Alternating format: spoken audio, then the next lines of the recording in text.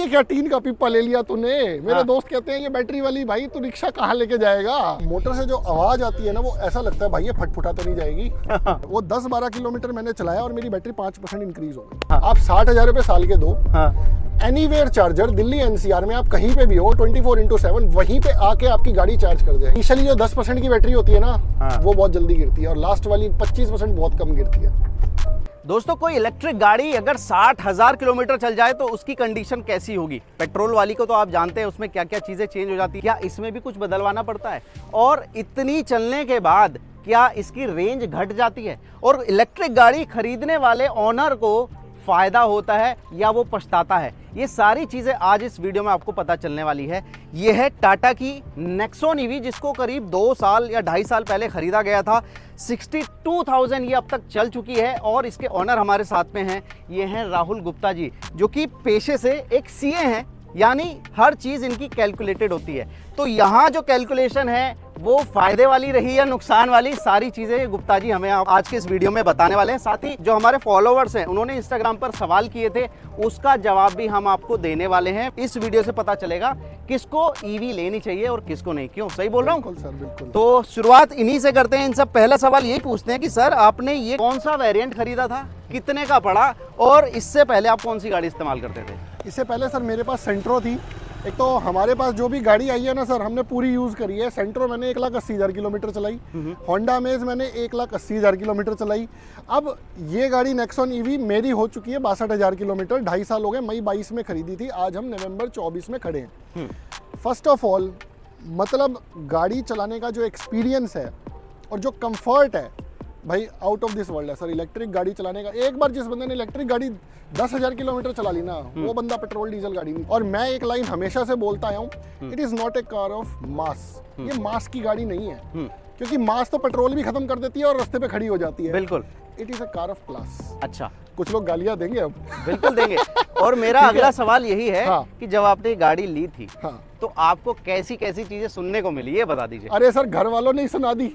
अच्छा। एक दिन क्या हुआ, कहीं पे जाना था और मैंने ध्यान नहीं करा कि घर वालों ने बोला हुआ है जाना, मैंने चार्जिंग पे लगाना भूल गया। स्टार्टिंग में हो सकता है ये, ठीक है। ये क्या टीन का पिप्पा ले लिया तूने। मेरे दोस्त कहते हैं ये बैटरी वाली, भाई तू रिक्शा कहाँ लेके जाएगा।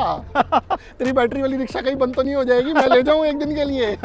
तो मैंने कहा भाई ऐसा कुछ नहीं है, कोई प्रॉब्लम नहीं है। शुरुआत में रेंज एंड एंग्जाइटी होती थी कि भैया मेरे को इतना लंबा जाना है। फॉर एग्जाम्पल, मैं आज आपसे मिलने आया हूँ ना, अगर मेरे को स्टार्टिंग में आप बुला लेते ना, मैं चार्जिंग लेके आता पक्का। अच्छा। लेकिन आज मैं बिना चार्जिंग के लेके आता हूँ। अरे, क्योंकि मुझे पता है एक तो बेस्ट एवरेज कैसे निकालनी है। ठीक है। देखो सर, हर चीज को धीरे धीरे करके जब आपको पता चलेगा उसकी रेंज कैसे निकालनी है। आज अगर मेरे को ज्यादा रन लेना है तो मेरे को कितनी स्पीड पे चलानी है। जैसे मैं टोकना चाहूंगा, जब आपकी अरेंज मैरिज होती है तो दुल्हन को समझने में ना थोड़ा समय लगता है, उसी में बैंड बज जाती है।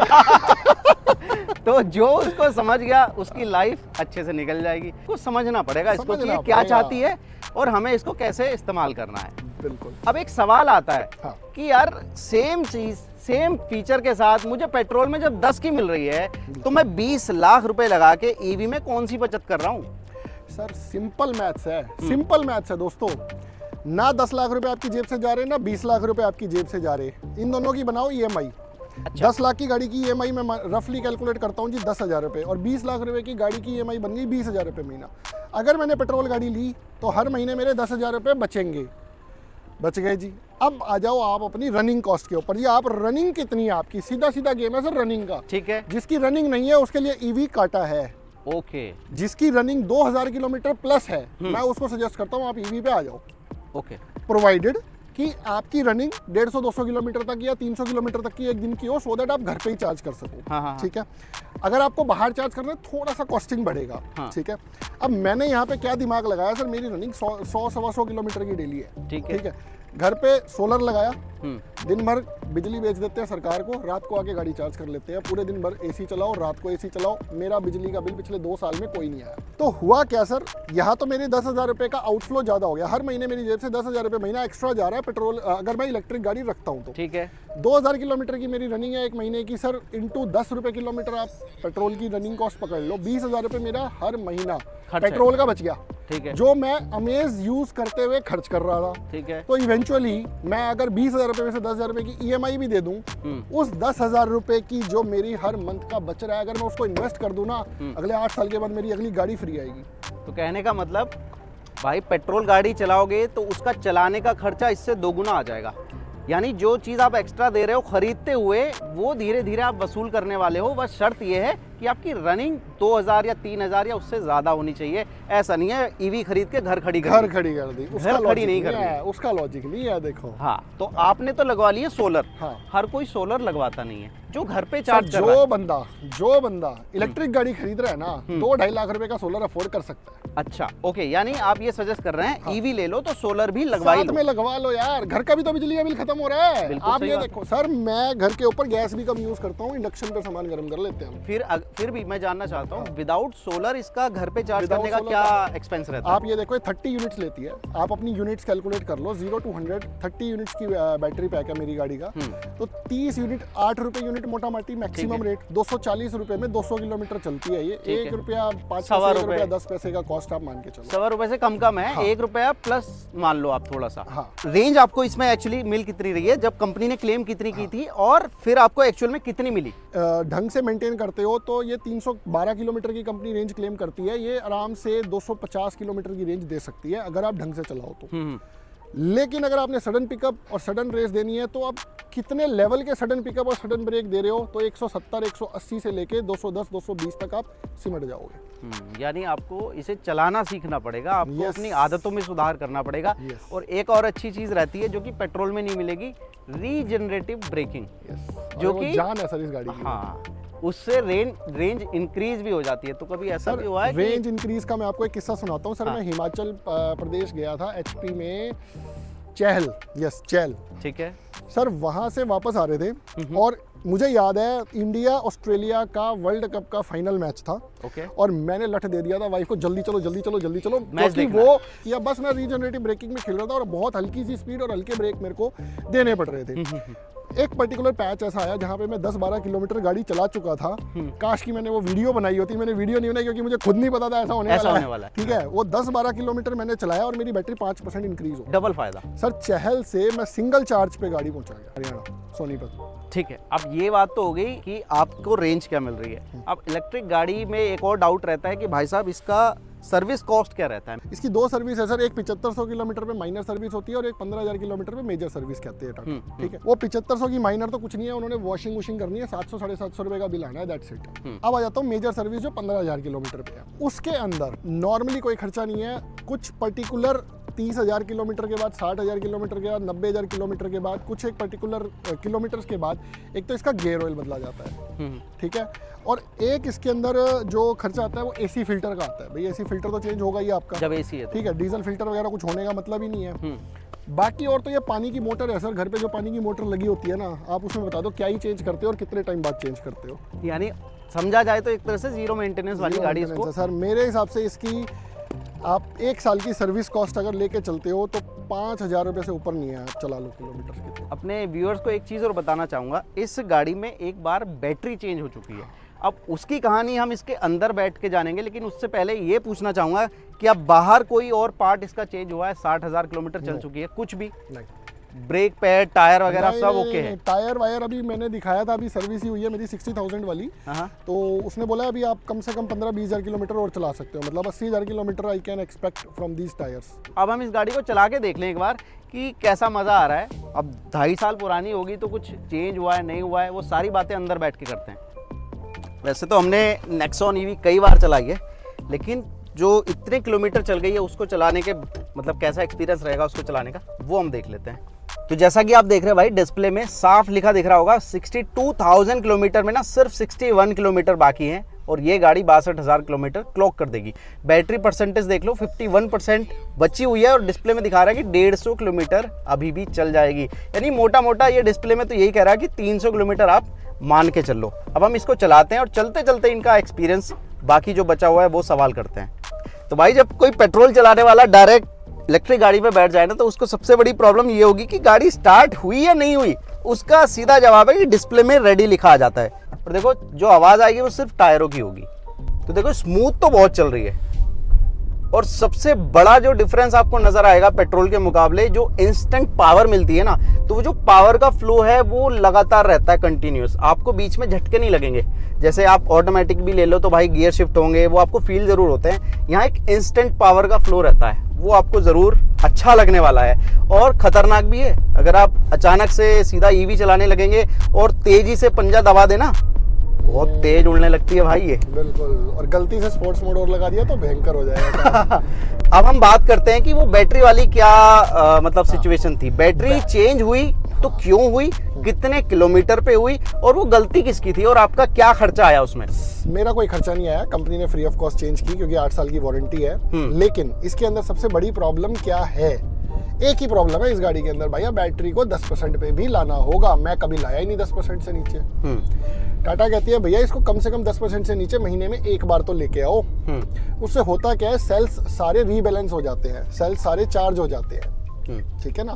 अब उससे एक और फायदा क्या होता है कि जो सेल्स है बिल्कुल एक तरीके से ये कहा जाता है बिल्कुल नए हो जाते हैं। लेकिन मैं एक बार भी नहीं लेके आया, जिसकी वजह से 33-34 हजार किलोमीटर के आसपास मेरी बैटरी को रिप्लेसमेंट कराना पड़ा। क्या ये कभी बीच रास्ते खड़ी हुई है? सर उसी दिन हुई थी ना। अच्छा। जिस दिन खराब हुई बैटरी, उस दिन मेरे को कोई सपना तो आएगा नहीं कि आज इसकी बैटरी खराब है, आज नहीं चलानी। तो वो खराब हो गई। अब इसके ऊपर मेरे को एक बड़ी हेल्प करी, टेलीग्राम का एक चैनल है Nexon EV owners club. Okay भैया उन्होंने बहुत गाइड किया कि इस गाड़ी को आप कैसे स्टार्ट करोगे। उन्होंने मुझे गाइड किया कैसे स्टार्ट करोगे, और इस बैटरी की अब बैटरी चेंज होगी। टाटा वाले श्योर नहीं थे बैटरी चेंज होगी नहीं होगी। उन्होंने कहा था ये बैटरी चेंज होगी भैया, इसको लेके जाओ अब आप सर्विस सेंटर। अच्छा, हाँ, देवर श्योर। यानी और वो 24/7 अवेलेबल है। आप रात को 12 बजे भी फोन करोगे ना, they are for you. Tata वाले हेल्प नहीं करेंगे रात को 12 बजे भी, लेकिन वो हेल्प करेंगे। यानी जितनी कमियां कही जाती है टाटा की सर्विस में, उतनी अच्छाई उस ग्रुप में है। बिल्कुल है सर। मतलब मेरे को रात में उन्होंने गाड़ी मेरी स्टार्ट करवा दी सर। मैं खड़ा नहीं हुआ, वाइफ बच्चों के साथ शादी से वापस आ रहा था। बोलो। अच्छा। उन्होंने मेरे को बोला 10 मिनट लगेंगे सर, आप गाड़ी बंद करो, गाड़ी से उतरो, गाड़ी की से चाबी दूर लेके जाओ और वापिस आना 5-1 मिनट के बाद। ठीक है। वापिस आना और गाड़ी के अंदर फर्स्ट स्टेप पे हल्का सा ब्रेक प्रेस करना, सेकंड स्टेप पे ब्रेक में से पैर हटा के सिर्फ स्टार्ट पे बटन दबाना, उसके बाद गाड़ी स्टार्ट नहीं होगी। थर्ड स्टेप पे आप दोनों करना, आपकी गाड़ी स्टार्ट हो जाएगी। और स्टार्ट हो गई। अरे वाह सर, रात को गाड़ी घर पे ले गए। अरे वाह। फिर क्या हुआ बैटरी का? घर पे ले गए। अब वो घर पे चार्जिंग ना पकड़े। ठीक है। उन्होंने कहा सर जाके चुपचाप सो जाओ, अब आप 11:30 बज गए, आप घर पहुंच गए हो। अब आपने क्या करना है, सुबह 6 बजे आना, तब हम बैटरी चार्ज करनी बताएंगे आपको कैसे चार्ज करनी है। ठीक है सर, उन्होंने खराब बैटरी भी चार्ज करवा दी। वो कैसे हुई थी? सर ये अब मुझे भी समझ नहीं आया। उन्होंने बोला 2-3 बार आधे घंटे के बाद ट्राई करना है, हो जाएगी स्टार्ट। 6 बजे नहीं हुई, 7:30 बजे स्टार्ट हो गई थी चार्जिंग। अरे वाह। एक बार स्टार्ट हो गई चार्जिंग तो कह रहे फिर दिक्कत नहीं आएगी, फिर आपकी गाड़ी चार्ज पूरी होगी 100%। फिर फ्री में आपकी बैटरी रिप्लेस हुई? Yes, free replacement. और ये 8 साल तक आपको टेंशन फ्री रहना है? 8 साल तक टेंशन फ्री है। 1,60,000 किलोमीटर और 8 year which ever is earlier. एक ऐप आता है इनका Z कनेक्ट, हाँ, वो फायदेमंद है? उस ऐप से बड़ी हेल्प होती है इस तरीके की सिचुएशंस में, क्योंकि कंपनी जब बैटरी चेंज करती है ना तो Z कनेक्ट ऐप का डाटा लेती है आपसे। अच्छा। मुझसे भी लिया गया था। अच्छा। उन्होंने खुद भी निकाल लिया था, मुझसे भी कुछ लिया गया था डाटा, बल्कि नेक्सॉन ईवी ओनर्स क्लब वाले ग्रुप वालों ने भी मुझसे लिया था कि आप हमें अपना पिछले महीने का चार्जिंग पैटर्न दिखाइए। उससे वो एनालिसिस करते हैं कि ये बैटरी कैसे खराब हुई है। ओके, तो उसका कुछ मेंबरशिप रहती है? हाँ जी, 4,000 रुपए के करीब साल की रहती है। तो दे दो यार, टाटा को इतना तो देना बनता है। एक और चीज, आपने एक वीडियो में ये बोला था कि एक दिल्ली NCR में कंपनी है जो कि चार्जिंग प्रोवाइड कराती है मेंबरशिप पे, वो क्या था? सर वो हॉप चार्ज करके एक सब्सक्रिप्शन है। हाँ। मतलब दिल्ली वाले लोगों के लिए तो वो सर वरदान है। वरदान है सीरियसली। आप 60,000 रुपए साल के दो। हाँ। एनीवेयर चार्जर दिल्ली NCR में, आप कहीं पे भी हो, दिल्ली, नोएडा, फरीदाबाद, गुड़गांव, गाजियाबाद, आप कहीं पे भी हो, चार्जिंग सेशन बुक करो 24/7, वहीं पे आके आपकी गाड़ी चार्ज कर जाएंगे। इसका चार्जिंग टाइम कितना है घर पे जब आप चार्ज करते हैं? 10 घंटे सर। 10 घंटे। तो आपको हर रोज चार्ज करनी पड़ती है? नहीं सर, हर रोज की जरूरत नहीं पड़ती है। जैसे ही बैटरी 20% से नीचे आ जाती है, मैं कोशिश करता हूँ अगर कुछ और छोटा मोटा काम है घर का, कल का, वो आज ही निपटा लेते हैं, तो इसको 10% के आसपास ले आओ, नहीं तो मैं 20% के नीचे जितनी भी होती है इसको चार्जिंग पे लगा देता हूँ। और क्या कभी आपको ऐसा लगा है यार घर में एक और गाड़ी होनी ही चाहिए स्पेयर के रूप में? नहीं सर, मैं नहीं मानता सर। 2 गाड़ियां रखने का कोई लॉजिक नहीं है अगर आपकी रनिंग नहीं है तो। अगर आपकी रनिंग है तो 5 लो यार। लेकिन खड़ी रख के कोई फायदा नहीं है गाड़ी का। यानी वो नहीं होना चाहिए यार, इमरजेंसी के लिए गाड़ी होनी चाहिए। सर इमरजेंसी के लिए कैब है, दोस्तों की गाड़ियां किस दिन काम आएंगी भाई। और फिर दोस्तों की गाड़ी अगर काम ही नहीं आएगी तो साला दोस्ती किस काम के यार। ये भी ठीक है। और क्या? यानी इलेक्ट्रिक गाड़ी अगर आपके पास है तो थोड़ा दोस्ती जमा के रखना। हाँ। कभी भी काम आ सकता है। हाँ बिल्कुल। इनिशियली जो 10% की बैटरी होती है ना, हाँ। वो बहुत जल्दी गिरती है और लास्ट वाली 25% बहुत कम गिरती है। हमारा एक सवाल ये था कि क्या गर्मियों में या फिर सर्दियों में रेंज पे कोई फर्क पड़ता है? हाँ सर, जब एक्सटेंसिव हीट होती है और एक्सटेंसिव कोल्ड होता है तो एवरेज डिप मारती है। 180 किलोमीटर में सिमट जाती है सर एवरेज, चाहे मैं 60 की स्पीड पे चला लूँ। एक गर्मियों के अंदर एक प्रॉब्लम छोटी सी और है सर, जो कुछ बंदों ने भी कंप्लेंट की थी और मैंने भी कंप्लेंट की थी। होता क्या है, जब बहुत ज़्यादा गर्मी होती है ना तो इसकी मोटर गर्म हो जाती है गाड़ी चलते चलते। अच्छा। तो होता क्या है, 1.5, 2, 3 मिनट भी इवन क्या होता है, आगे मोटर से आवाज़ आनी शुरू हो जाती है। इंजन तो है नहीं इसके अंदर, तो मोटर से आवाज़ आनी शुरू हो जाती है। हाँ। अब मोटर से जो आवाज़ आती है ना, वो ऐसा लगता है भाई ये फटफटा तो नहीं जाएगी। बंदा उतर के सर्विस सेंटर कॉल करता है, भाई ऐसे ऐसे आवाज़ आ रही है। फिर वो कहते हैं नहीं ऐसे कोई दिक्कत नहीं है, वो सिर्फ एक पर्टिकुलर टाइम के लिए आती है, 1.5, 2, 3 मिनट के लिए, फिर बंद हो जाती है। फिर कुछ पैचेस के बाद वो आती रहती है। ठीक है। टाटा की जब बात आती है, लोग सर्विस सेंटर से बड़ा डरते हैं। बिल्कुल, कि यार मैं भी बहुत डरता था कि आपकी गाड़ी 6 महीने तक सर्विस सेंटर में खड़ी रहेगी। आपकी कितने महीने खड़ी रही है? नहीं, जब मेरी बैटरी भी रिप्लेसमेंट थी मेरी, उन्होंने 3-4 दिन के बाद गाड़ी दे दी थी। अच्छा, आपको ये इशू नहीं फेस करना उन्होंने, पड़ा? मैं बताता हूँ क्या हुआ था। मेरी बैटरी 18% से नीचे वर्किंग बंद हो गई थी। 18% अगर मैंने बैटरी पहुंचा दी तो वो बैटरी काम नहीं करती। तो मुझे क्या करना था, मुझे 18% से बैटरी कम नहीं आने देनी थी। ठीक है। मैं 20-22% के बाद गाड़ी नहीं चलाता था, मेंटेन करके चलता था। इवन मैं खराब बैटरी के अंदर सोनीपत से चंडीगढ़ गाड़ी ले गया, चंडीगढ़ से वापस भी गया पूरी फैमिली के साथ, खराब बैटरी में। ठीक है, पता था मुझे बैटरी खराब है, इतना भरोसा हो गया था, इतना कॉन्फिडेंस था। ठीक है, तो अब 18% से नीचे अगर बैटरी गई तो वो काम नहीं करती थी। अब मुझे सर्विस सेंटर पे लेके जाना था, क्योंकि सर्विस सेंटर वालों ने बोला सर आप 100% पे या 75% बैटरी पे ले आए तो हम क्या करेंगे, आप इसको खत्म करके लाना बैटरी को। हाँ। तो मैंने कहा ठीक है भाई। अब मैं उनको बैटरी 32% पे लेके गया था। हाँ। उन्होंने 15-20% फिर ऑन छोड़ी गाड़ी। फिर उसको जब वो प्रॉब्लम आई तो उन्होंने फिर वो चेंज करी। एक छोटी सी बात और है इस गाड़ी के अंदर, भैया बोनट खुलवा के पानी मत लगवा देना। अच्छा, जो धुलवाते हुए? वो स्टार्टिंग में मेरा इन्होंने बोनट खुलवा के पानी डाल दिया टाटा वालों ने, उनको पता नहीं था, नॉलेज नहीं थी। हाँ। तो 1.5-2 किलोमीटर जाने के बाद गाड़ी के अंदर एक प्रॉब्लम आई कि क्या? वो गाड़ी 10 की स्पीड से ऊपर स्पीड ही ना ले। अच्छा। वो वापस शोरूम पहुंचाना मुश्किल हो गया, यू टर्न मारा, बड़ी मुश्किल से वापस पहुंचाया। मतलब रेड लाइट ग्रीन हो गई है और रेड हो गई है, मैं पूरा रेड लाइट क्रॉस नहीं कर पाया। हाँ। ठीक है, तो वहां पे पहुंचाया, उसमें उनको 2 दिन लग गए कि फॉल्ट क्या हुआ है। हाँ। अब सर्विस करा के निकला था तो सर्विस सेंटर से डरना तो लाजमी है। मैंने उनको बोल रखा भाई बोनट खोल मत दियो मेरा, बोनट खोल के कुछ मत कर दियो, गाड़ी बिल्कुल परफेक्ट चल रही है। तो ये चीज सर्विस सेंटर वालों को भी नहीं पता थी ऐसे करनी है? सर्विस सेंटर वालों को भी नहीं पता थी। टाटा ने वैसे रिस्ट्रिक्शन लगाई हुई है कि भैया जो भी है आप जो है गाड़ी को वो सॉफ्ट वॉश करेंगे, आप प्रॉपर पानी नहीं मारेंगे। लेकिन उनको उस टाइम पे नहीं पता था, क्योंकि मई 22 की बात है, बिल्कुल स्टार्टिंग की बात है। तो अब तो मेरे हिसाब से समझदार हो ही गए होंगे टाटा के बंदे। और जो कुछ लोग जब बारिश वगैरह में पानी भर जाता है वहां से गाड़ी निकालने की सोचते हैं, तो कोई वहां पे भी डरना चाहिए? नहीं सर, वहाँ पे कोई डर नहीं है, क्योंकि उल्टा पेट्रोल डीजल गाड़ी में डरना चाहिए, क्योंकि उसके अंदर क्या इंजन सीज हो है, जाता है, धुआं निकलना है, इंजन सीज होना है, पानी की मोटर है सर। तो एक बार और मैं आपको दिखाना चाहूंगा इसका डिस्प्ले। ये देखो, हम लगभग 8 किलोमीटर चल चुके हैं और बैटरी कितनी डाउन हुई है? 51% थी, राइट? ये देखो आप 48, यानी 3% बैटरी में हम 8 किलोमीटर लगभग चल गए हैं। जो कि मैं तो ईवी रोज चलाता भी नहीं हूँ, फिर भी इसने ठीक से रेंज दी है। यानी वही 3 किलोमीटर का रेशियो पड़ रहा है, 2.5-3 किलोमीटर का, जिससे आप अनुमान लगा सकते हैं कि 100% में कितनी चल सकती है। तो बाकी सारी चीज़ें तो हमने पूछ ली हैं। अब हम आते हैं उस सेक्शन पे जहाँ पर हमारे कुछ फॉलोवर्स ने, हमारे कुछ दोस्तों ने कुछ सवाल पूछे हैं इस गाड़ी से रिलेटेड। एक अभिषेक साहू जी हैं, उन्होंने पूछा है कि भाई जब ये गाड़ी इतनी चल गई है 60,000 प्लस किलोमीटर, तो क्या रेंज पर कुछ अंतर आया है इसकी? बहुत माइन्यूट सर, 5-7 किलोमीटर मुश्किल से रेंज में फर्क आया है, नो डाउट अबाउट इट। मैं ये नहीं बोलूँगा कि नहीं आया, लेकिन हाँ 5-7 किलोमीटर का डिफरेंस आया है। क्या ऐसा भी होता है कि हम कंपनी ले जा सकते हैं कि बोले यार बैटरी की वारंटी है, रेंज कम हो गई है, बदलो? सर डिफेंड नहीं कर पाओगे ये पॉइंट ना, बहुत मुश्किल है, क्योंकि वो 5-7 किलोमीटर बहुत छोटा सा डिफरेंस है। वो तो बोल देंगे अच्छे से चलाओ यार। 312 किलोमीटर कंपनी क्लेम कर रही है, मैं कह रहा हूँ फर्स्ट डे 312 नहीं आएगी। तो कहाँ तक क्लेम करोगे? कहाँ तक क्लेम करोगे सर? वो तो कहते हैं बिल्कुल सपाट रोड होना चाहिए जी। हाँ। आपका कोई बंदा ना आए, कोई कुछ ना आए। वो खाली क्या करेंगे सड़क। सर, 10 किलोमीटर चला के आपको दिखा देंगे, लो जी 10% बैटरी, 5% बैटरी गई है, रेंज इंटैक्ट है। तो वो चीज़ जस्टिफाई हो नहीं सकती सर।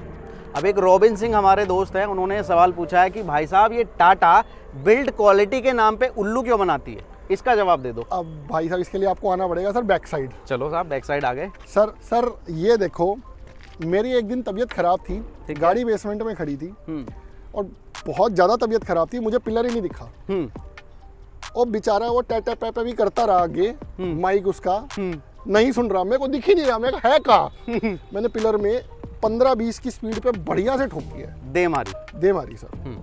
सर बम्पर पे देखना कहीं निशान है क्या? मैंने कोई चेंज नहीं करा, शीशा टूटा हुआ है भैया, दिखा दो अच्छे से।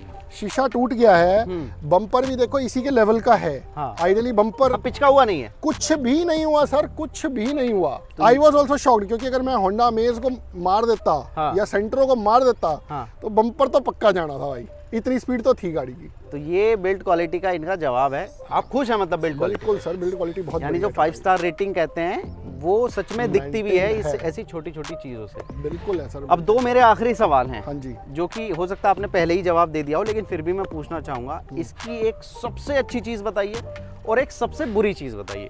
सर देखो, बुरी चीज़ तो ये है कि जब मैंने ये ली 8 मई 2022 को, 11 मई 2022 को कंपनी ने 400 किलोमीटर की रेंज की गाड़ी निकाल दी, तो दिल टूट गया।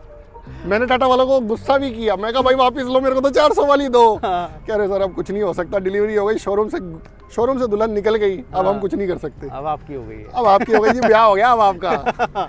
तो मैंने कोशिश करी इसको बेच दूं किसी तरीके से, और वो पर ले लूं। ईवी की रीसेल नहीं है सर। हम्म सबसे बड़ी प्रॉब्लम ईवी की रीसेल नहीं है। अगर मैं इसको आज भी बेचना चाहूँ या पहले भी बेचना चाहता तो मेरे को कम से कम 5-6 लाख रुपए टूटते उस टाइम, और आज तो 8-10 लाख तोड़ देगा कोई। तो ईवी की रीसेल नहीं है भैया। अगर आप ईवी खरीद रहे हो तो चलाने के लिए लेना, रीसेल के लिए तो बिल्कुल मत लेना। आपको चलानी पड़ेगी 1,60,000 किलोमीटर या लाख किलोमीटर तो कम से कम की एवरेज आप मान के चलना। ठीक है। ये इसका नेगेटिव पॉइंट है। अच्छा पॉइंट सर मुझे जो लगता है वो रीजनरेटिव ब्रेकिंग है सर, क्योंकि आप दिल्ली के ट्रैफिक के अंदर जस्ट स्पीड पे कंट्रोल करके गाड़ी मेंटेन कर रहे हो, आपको कोई ब्रेक नहीं देने और कोई गियर नहीं लगाने। सर हाथ टूट जाते थे और पैर टूट जाते थे ब्रेक और क्लच दबा दबा के, ठीक है ना, तो उससे आप निजात पाते हो। एक अच्छी चीज़ क्या है इस गाड़ी के अंदर, एक बार क्या हुआ सर, मेरे बच्चे बैठ गए अंदर, ठीक है, गाड़ी स्टार्ट कर दी, मैं स्टार्ट ही छोड़ गया। चलो और सुनो, न्यूट्रल पे गाड़ी करके स्टार्ट छोड़ गया। नॉर्मली क्या होता है, बच्चे ने गलती से अगर गियर पे हाथ लगा दिया और वो बाई चांस गाड़ी बंद नहीं हुई तो गाड़ी भागना शुरू कर देती है। ठीक है। इसके अंदर ऐसा नहीं है सर। इसलिए जब तक आप ब्रेक पे पैर नहीं लगाओगे तब तक कोई गियर चेंज नहीं होगा। यानी सेफ्टी का छोटी छोटी चीज़ों का, हाँ बहुत छोटी सी चीज़ है लेकिन बहुत ज़रूरी है। अब एक आखिरी चीज़ ये आती है, जैसे कि ये 60,000 चल गई, आपकी अमेज कितनी चली थी? 1,80,000। 1,80,000, यानी इससे तिगनी समझ लो। हाँ बिल्कुल। तो 3 गुनी, या आप समझ लो 60,000 ही कोई पेट्रोल गाड़ी चलती, तो उसमें क्या क्या आपको लगता है चेंज करवाना पड़ जाता, और इसमें तो कुछ चेंज हुआ ही नहीं है। मुझे लगता है उसमें काफ़ी मोटा खर्चा आ जाता है, जैसे कि टायर ही चेंज हो जाते हैं। टायर तो हो जाते हैं ठीक सर, है, देखो 60,000 कई सारी मेजर सर्विस हो गई होती, तो वो मोटा खर्चा है। तो कुल मिला के जो मुझे आपकी बातों से समझ में आ रहा है कि अगर आपकी रनिंग अच्छी है, आप कैलकुलेटेड है, यस, गुप्ता जी की तरह कैलकुलेटेड है, भले आप सीए हैं या नहीं है, तो आपको ईवी ले सकते हैं। बचत भी होगी, कैलकुलेशन के साथ चलेंगे तो बिल्कुल बचत होगी, और उस पैसे को आप कहीं इन्वेस्ट कर सकते हैं। एक और पॉइंट बताता हूँ, मारुति एंड टोयोटा अभी आपको लग रहा है ईवी में नहीं है, लेकिन उन्होंने नेक्स्ट लेवल टेक्नोलॉजी बना ली है। मेरे एक जर्मनी के क्लाइंट है, तो उन्होंने मेरे को बताया था Toyota will again become the leader, और वो टेस्ला को भी पछाड़ देगा। वो ऐसी टेक्नोलॉजी पे काम कर रहा है और वो बना चुका है। वो क्या है वो मुझे भी डिटेल में नहीं पता है। मैं बता दूंगा तो आप बाद में मेरे को कपड़े मत फाड़ना, गलत भी हो सकता है। हाँ, जितना मेरे को पता है, जितना मैं गूगल मारा है, इधर उधर दिमाग लगाया, ठीक है, उस बैटरी की लाइफ 25 साल होगी। जो तो कि सर हाँ, जो कि एक रेवोल्यूशन ले आएगा सर। 25 साल तो बहुत बड़ा ड्यूरेशन है यार। गाड़ी का खोखा खराब हो जाता है इतनी देर में, हाँ, सब कुछ खराब हो जाएगा, गाड़ी की सीटें फट जाएंगी, सब कुछ फट जाएगा, पर वो बैटरी चलती है। बैटरी चलती रहेगी। ऐसा भी हो जाए तो बहुत अच्छा है। इसके अलावा एक और टेक्नोलॉजी कहा जा रहा है कि जैसे अभी इलेक्ट्रिक बाइक्स में आने लगी है स्वैपेबल, हो सकता है गाड़ियों में भी स्वैपेबल का कुछ ऑप्शन आ जाए। ऑप्शन आ जाए, आप बैटरी स्वैप कर पाए। हालांकि काफ़ी बड़ी बैटरी हो सकती है तो पूरी तो बहुत स्वैप ना हो मुश्किल है, पाए, बहुत मुश्किल है बहुत वो। मुश्किल है। हो सकता है कुछ कुछ पार्ट स्वैप हो जाया करे कि भाई दो छोटे छोटे पार्ट निकाल दिए और 50% बैटरी मिल गई, तो ऐसा हो सकता है। खैर वो तो अलग बात है, ऐसा ये सब अफवाहें हैं, पता नहीं सच कब होगा। फिलहाल टाटा नेक्सॉन ईवी के ओनरशिप रिव्यू से तो हमें यही समझ में आया कि अगर आप सही से चलाते हैं तो इस गाड़ी से आप पैसा वसूल कर सकते हैं, जैसा कि इन्होंने किया है। तो थैंक यू सो मच हमारे साथ मिलने के लिए, अपना एक्सपीरियंस शेयर करने के लिए। हम और भी आपके लिए ऐसी वीडियो लाते रहेंगे। और आप अगर वीडियो देख रहे हैं, आपके पास कोई गाड़ी है, ओनरशिप रिव्यू हमारे साथ शेयर करना चाहते हैं, तो कमेंट में अपनी डिटेल हमारे साथ शेयर कर देना। आपका वीडियो भी हम ज़रूर बनाएंगे। Thank you sir. Thank you.